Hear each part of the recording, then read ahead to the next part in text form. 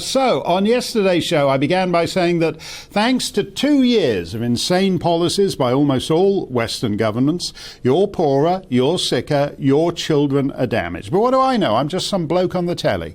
So here's the governor of the Bank of England. Quote, "Apocalyptic food prices will be disastrous for world's poor." Apocalyptic. That's his word. You may remember that Nigel on his show, his audience question was, is the apocalypse upon us? That's always a good sign when that's the audience question. Normally the way it works is that it's the bloke on the telly who's the big, hysterical, shrieking old queen. And I'm usually quite happy to play that role, while the central banker chappies are calm, prudent, measured, understated. So when the governor of the Bank of England starts bandying words like apocalyptic, it may be time to head for the hills. A lot of the stuff we obsess about, net zero, statue toppling, which is an Olympic sport now, I believe, statue toppling, the appalling transphobia of suggesting that only women can get pregnant, all these are indulgences. They're things you have to be able to afford to obsess about. They presume a wealthy society, wealthy enough to be totally stupid, as we put it last week. We're no longer wealthy enough.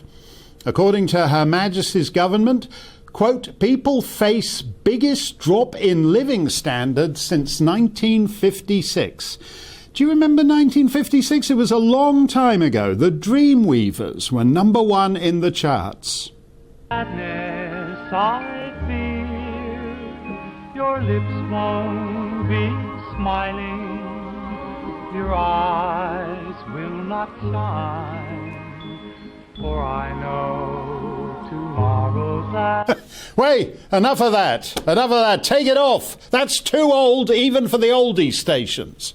We still had farthings and florins. We were governed by a cabinet of white men born in the 19th century. Nothing survives of that Britain except, thank heavens, the Queen. And now, very retro, very nostalgic, a 1956-style collapse in living standards. Governments have spent 2 years blowing through so much money, our great-grandchildren will still be paying it off a century hence in order to pay us to sit in our flats eating cheesy Wotsits and watching idiotic superhero movies on Netflix in which Cardboard Man and Franchise Girl are locked in combat with Dr. Sequel to prevent him unleashing a killer virus on the world until they discover, warning, plot spoiler, that in fact it's wearing stupid masks all day that's really dangerous.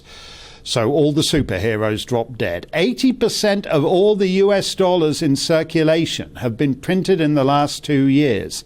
In the first year of the new normal, the government of the United Kingdom borrowed £300 billion, the highest figure since records began in 1946. As is traditional, bazillions of quid were filched by fraudsters, equivalent to a third of the total budget of the NHS. Remember the NHS, those guys you banged the saucepans for and whom you haven't seen in years? 1 in 9 citizens of the United Kingdom is now on the NHS waiting list.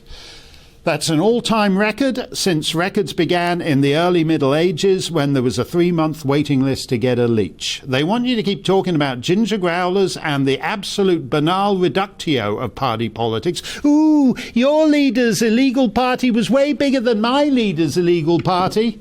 Because otherwise you might conclude that our political class is either stupid or evil and demand that they push off and form Blair-like and Clinton-esque charities, quote unquote, where they can give $2 million speeches about rising sea levels for the rest of their lives.